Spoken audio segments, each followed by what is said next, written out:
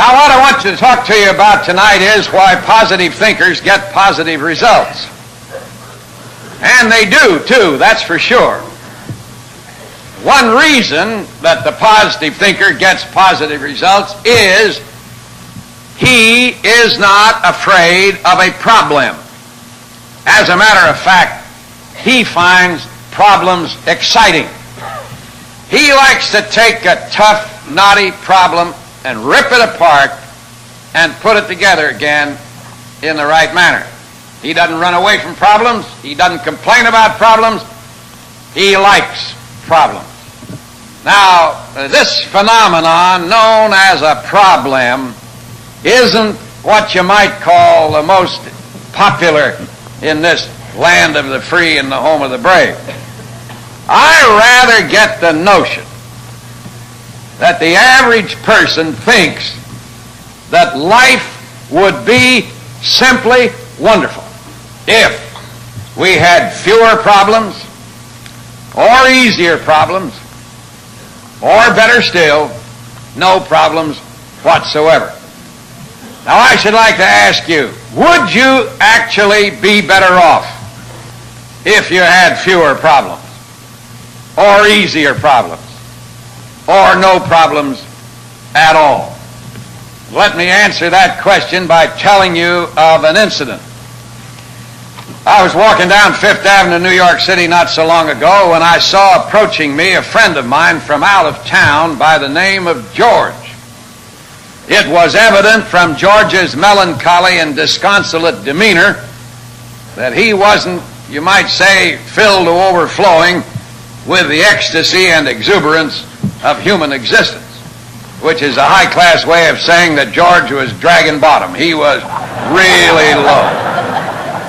Well, this excited my natural sympathy, so I asked him, "How are you, George?" Now, when you get right down to it, that was nothing but a routine inquiry, but it represented an enormous mistake on my part. For George took me seriously, and for 15 minutes he enlightened me meticulously on how badly he felt. And the more he talked, the worse I felt. So finally I said, "Well, George, what seems to be the trouble? What's bothering you? I'd like to help you if I could." This really set him off. "Oh," he says, "it's these problems. Problems. Nothing but problems. I am fed up with problems." And he got so exercised about the matter that he quite forgot who he was talking to. And he began to castigate these problems vitriolically, using in the process thereof, I am sad to relate, a great many theological terms.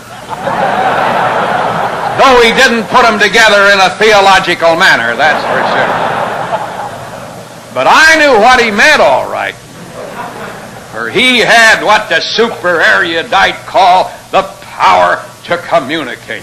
I said, "George, you'd like to get rid of these problems, would you?" He said, "And how? I would like to be rid of every problem." Well, I always like to help people any way I can, so I meditated and ruminated and cogitated on the situation and came up with a solution which I personally thought wasn't half bad. At least it was the truth. I said, "George, the other day I was up in the northern part of New York City, in the Bronx, on professional business, if I may thus characterize it, and I was in an area up there where the head man told me that by actual count there were 150,000 people, and not a single one of them had a problem."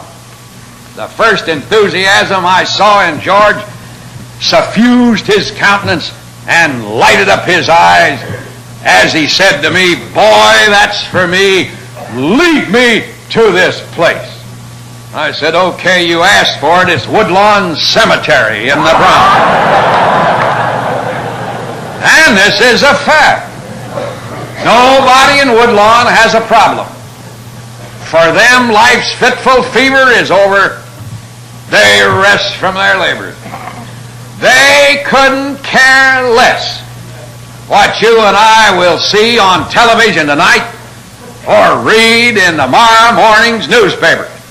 They have no problems at all, large or small, but they are dead. It therefore follows, I believe, in logical sequence, that problems constitute a sign of life.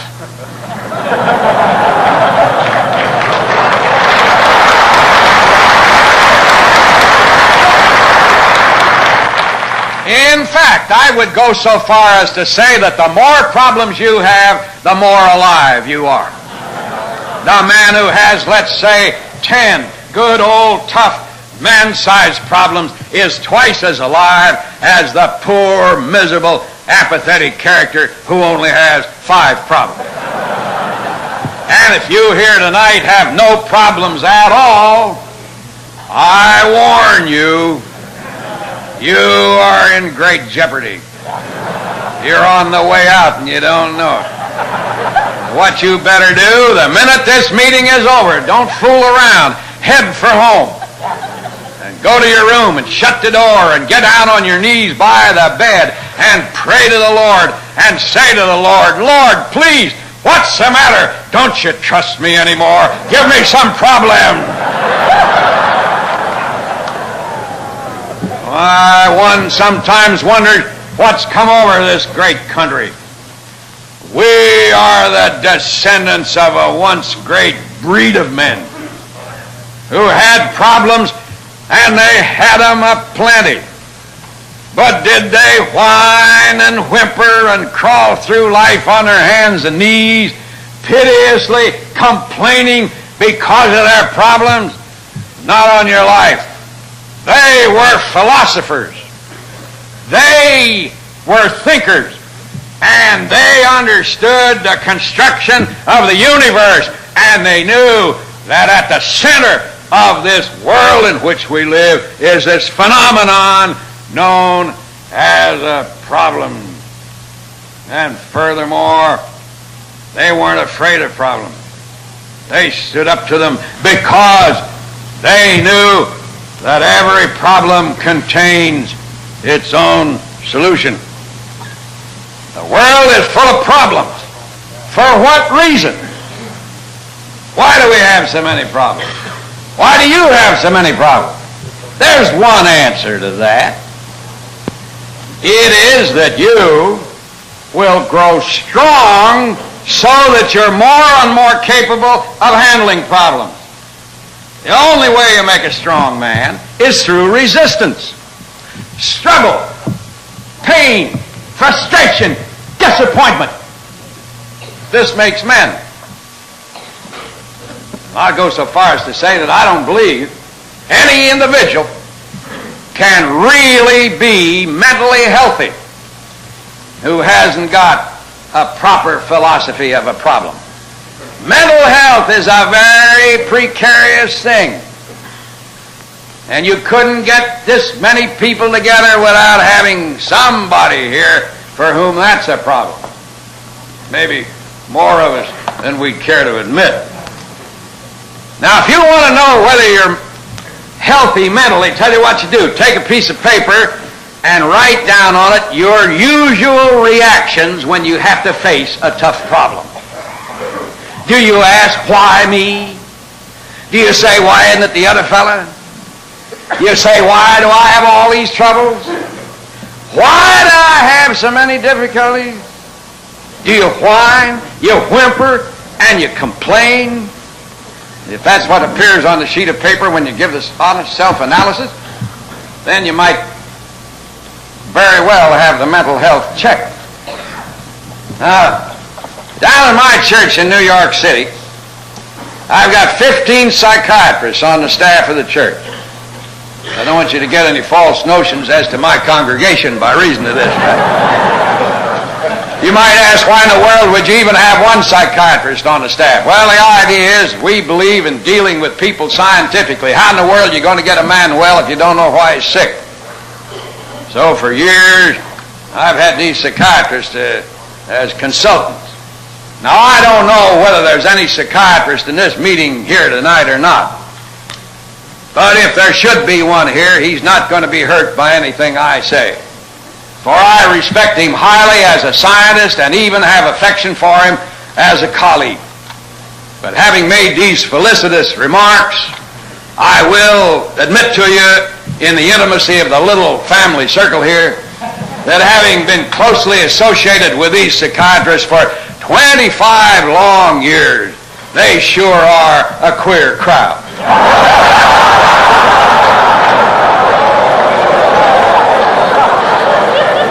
But if any one of them had the floor in my stead, he might with equal authenticity make a not dissimilar comment on my profession, that's for sure. There, for example, is the problem of worry, which lots of people have.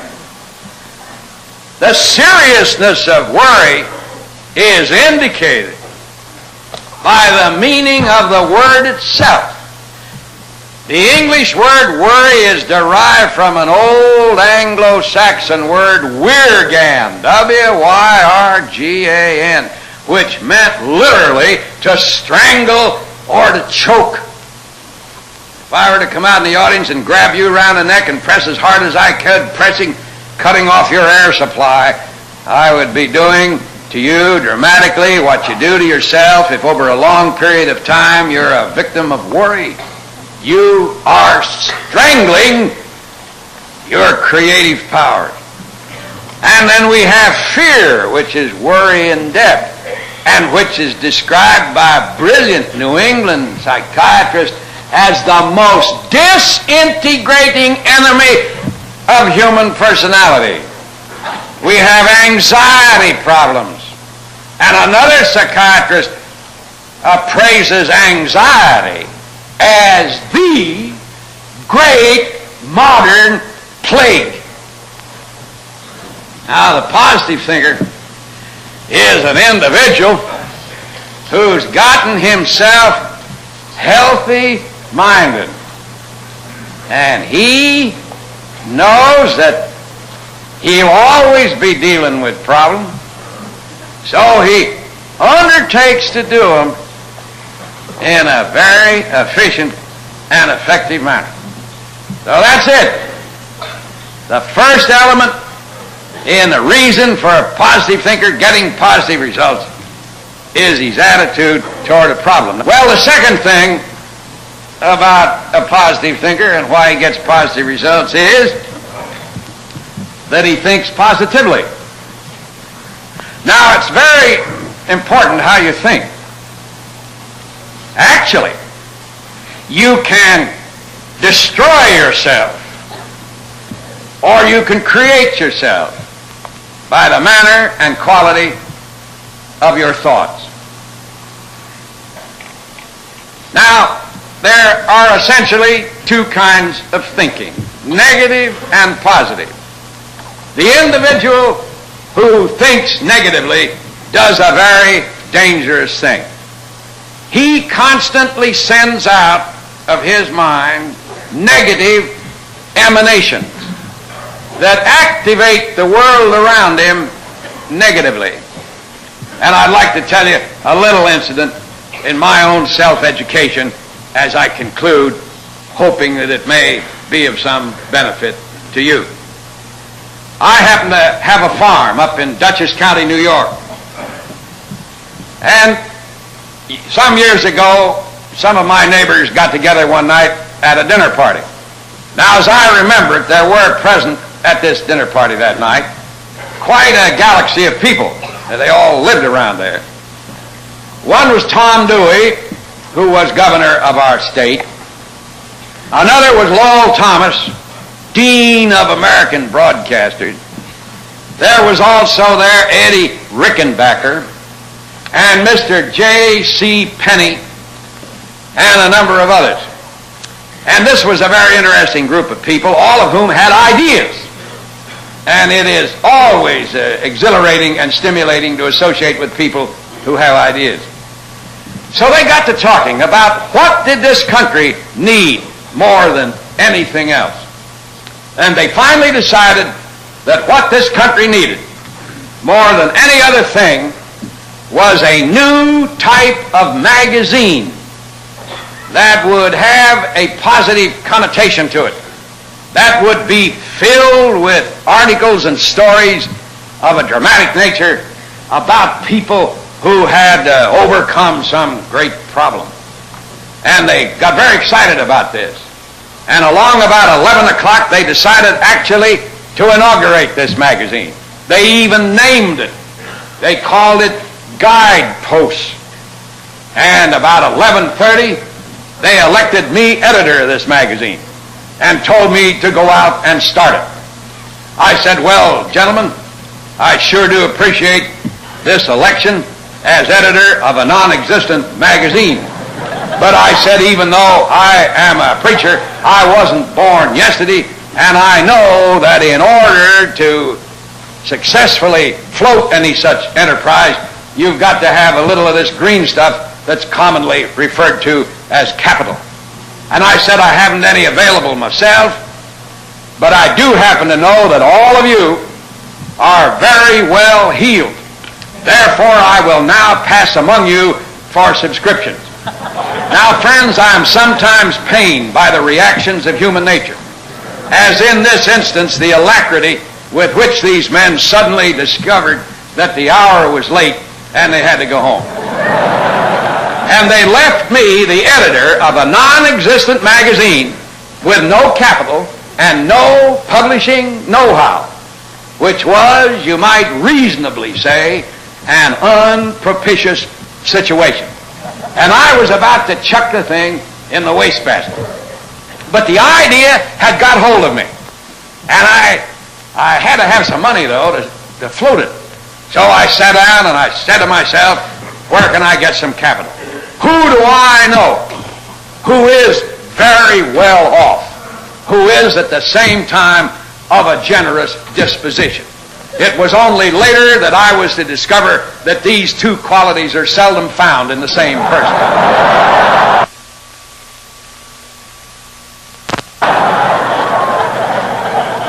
But I happen to think of a friend of mine named Frank Gannett, who lived at Rochester, New York. Now, Frank was kind-hearted and humanitarian. He was a pushover for anything that had any good objective.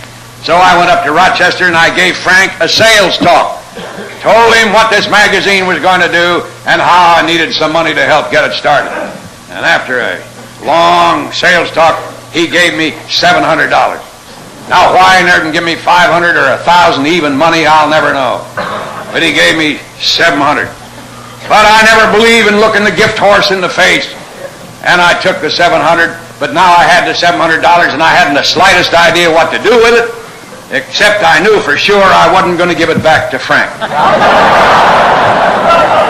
I heard there's a business in this country called the list, L-I-S-T business.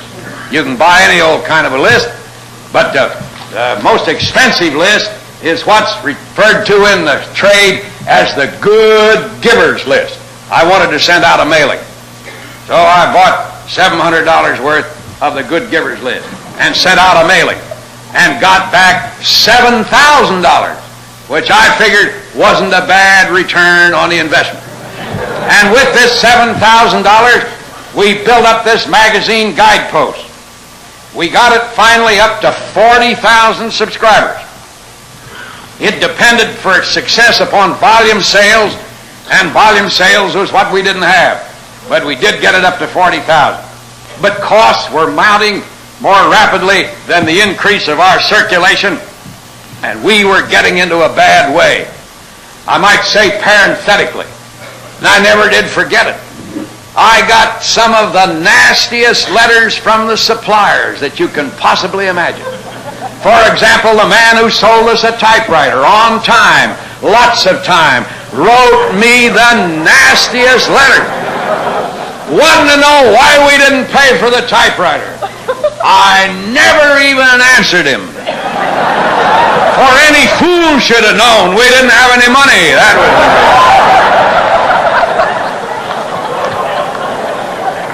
Well, finally, we got so that we were just about to fold. And I called a meeting of the board of directors. Now, you may have been in gloomy meetings in your lifetime, but you were never in one as abysmally gloomy as this one. You could cut it with a knife. The directors sat down here along a table. Now, I had a stack of bills.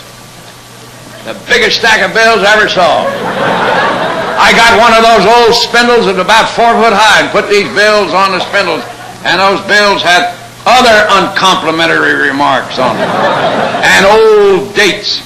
So I plunked these bills right down in front of my directors, and I wanted to develop a bill psychology. I said, "Look at those bills," and let a dead silence fall. Finally, after a while, the fellow down the end spoke up and he says, "What do you know? Look at those bills." The most profoundly creative remark I ever heard in my life. Now, we had invited a woman to this meeting, and you probably wonder why, and I can enlighten you, because on one previous occasion, this woman had donated $2,500 cash money to Guidepost. And we figured that maybe lightning might strike twice in the same place. So while our conversation was ostensibly directed to one another, it was actually pinpointed to her. Oh, finally she spoke up and she said, "Could I say a word?" Well, I said, "Yes, we'd be delighted to hear from you." I said, "I don't know whether you will or not." She said, "You know, I get the notion that you gentlemen are hoping that I will give you some more money." Why, I said, "How in the world would you get that idea?" Well, she said, "I'm going to put you out of your misery. I'm not going to give you another nickel." This didn't put us out of our misery, but more deeply into it. She asked me, she said, "Do you know why I won't give you any more money?" I said, "Why won't you give us any more money?" She said, "Because I don't think you got a proper philosophy of money." I said, "What do you mean, a philosophy of money?" She said, "What is your philosophy of money?" I said, "It's to pay these bills." She said, "That's just what I thought." Why, she said, "If I give you more money, it'll just go down the same drain like good money after bad, and you'll continue to be in debt." But she said, "A proper philosophy of money is that a man knows that money in itself has no inherent value. It's only a tool by which an imaginative person builds something." Well, I wasn't interested in any philosophy of money. I was interested in the cold cash. But she said, "I tell you what I will do. I won't give you any money, but I'll give you something of far greater value than money." Well, that astonished me because I couldn't figure anything of greater value. She said, "I will give you a creative and dynamic prosperity idea, and with this idea you can get all the money you need to float this magazine." Now, she said, "Let's face the situation. Why are we in the situation we're in?" She said, "We lack LACK everything, don't we?" I said, "Yes, we do." Well, then she asked, "Why do we lack everything?" Now, right now, what I'm going to say is one of the greatest ideas that anybody ever gave to me. She said, "We lack money, we lack subscribers, we lack equipment, we lack imagination, we lack ideas, we lack support." And she asked, "Why do we lack everything?" And she answered her own question. She says, "We lack everything because we have constantly, consistently been thinking in terms of lack, and we have thereby created a condition of lack." Now, I'd never heard anything like that in my life before, and I scratched my head. I said, "Well, we do lack. And we have been thinking lack." Oh, I said, maybe the girl has something. Her point was that you yourself in your thinking create the condition that actualizes. Well, I said, what are we going to do about it? Why, what are we going to do about it, she said. You got to stand up and tell these lack thoughts to get out of your mind. Now, this lady's name was Tessie. And I said, look, Tessie, what you say proves essentially that you're an uneducated woman. Because any psychologist in the world will tell you that if you mount a frontal attack on an unhealthy thought pattern, instead of exorcising it or driving it out, you drive it more deeply into consciousness. And I added, we don't control our thoughts control us. I'll never forget the look of disgust that registered on her face as she said, that is the most puerile thing I ever heard anybody say, that you don't control your thoughts. And she asked me, don't you remember what the great Plato said? Well, frankly, I hadn't the slightest idea what the great Plato said. But I didn't want to reveal my ignorance, so I said brightly, to which of the many familiar statements of Plato do you refer?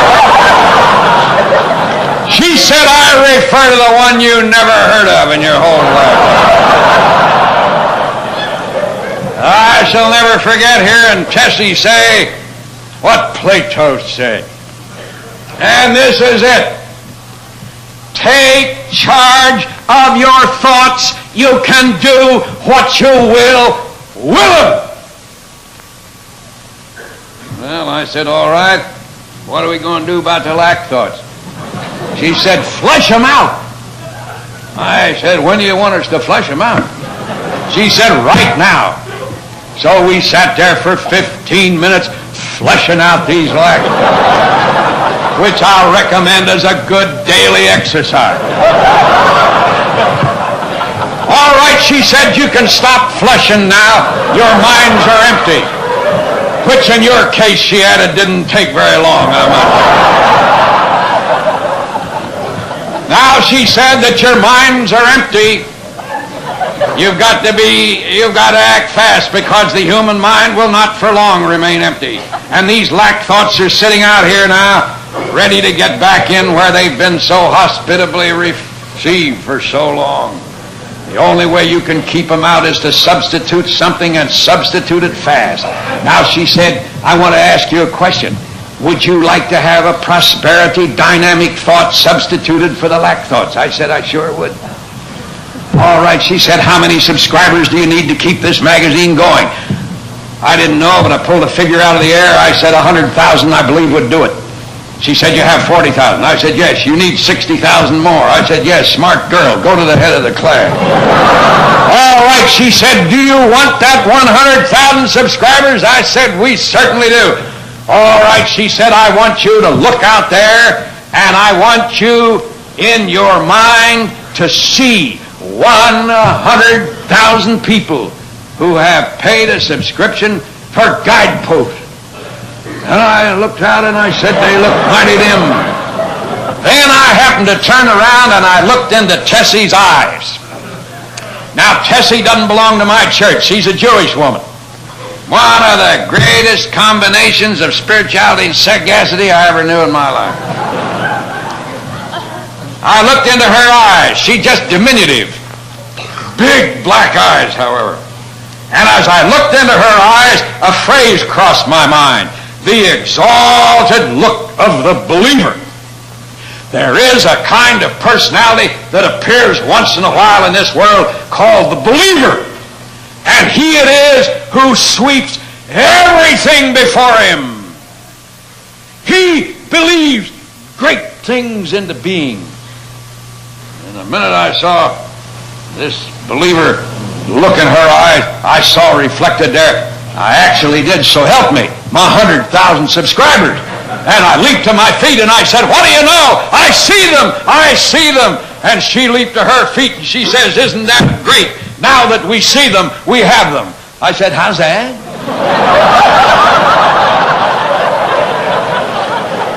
Yes, she said, now that we see them, we have them. And she added, now let's get down on our knees and thank the Lord that he's given us 100,000 subscribers. Well, now, friends, I'll pray with anybody at any time. And I got down on my knees with Tessie. But privately, I thought it was sure pushing the Lord awful far. But I want to tell you something. You should have heard the prayer Tessie offered. I've heard some of the littlest prayers in my lifetime. I've offered some of them myself. But this was a terrific prayer. She didn't ask the Lord for anything. She thanked Him for everything in advance.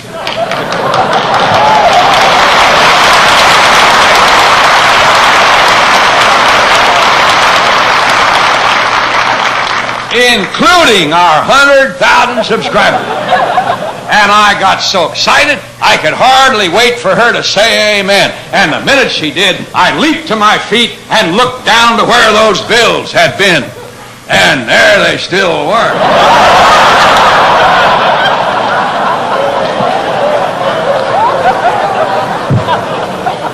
I had the idea that the Lord was going to come down with some sweet chariot and carry them all away.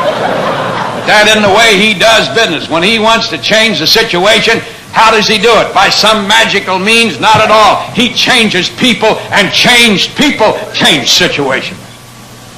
And that's exactly what happened here. She began to develop ideas about seed money, creative ideas. My directors now came unfrozen, and they began to throw ideas out on the table, one after the other, lots of them. About 90% of them weren't any good, but now their brains were working at full capacity. They were thinking positively. They were seeing creativity in action.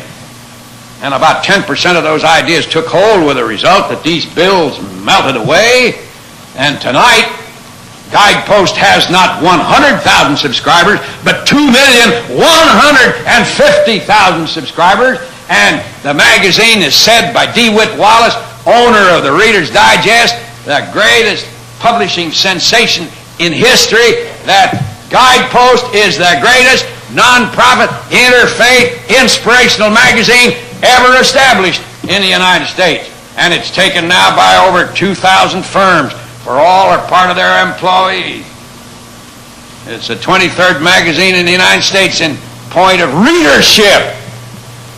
Now, I don't say all this to advertise Guidepost, though I do, incidentally, receive the byproducts of any illustration that I may happen to use.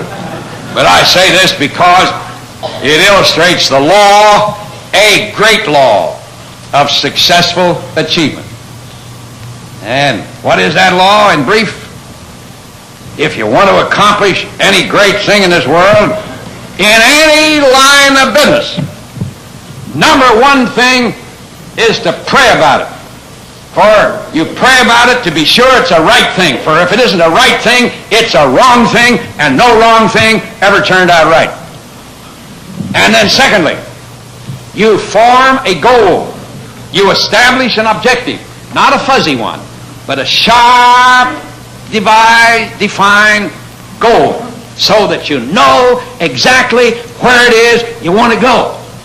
Then you test this goal to be sure it's right. Then you put it in the conscious mind, and you hold it there until, by a process of intellectual osmosis, it sinks into the unconscious, and when it gets into the unconscious, you have it because it has all of you.